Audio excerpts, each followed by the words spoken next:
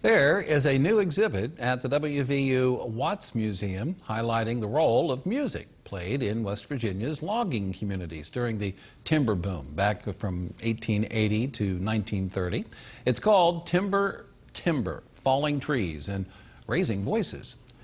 Logging and Music in West Virginia. This exhibit covers the Allegheny Highlands and the Greenbrier Valley regions as a celebration of Pocahontas County's 200th anniversary. Curator says that there are songs from that period incorporated throughout the exhibit.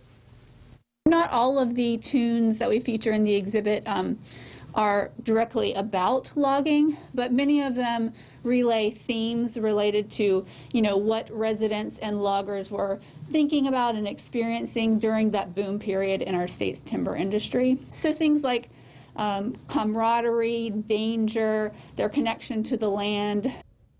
And the exhibit open to the public, but you have to call ahead to the Watts Museum and then make an appointment. Their number there, 304-293-4609.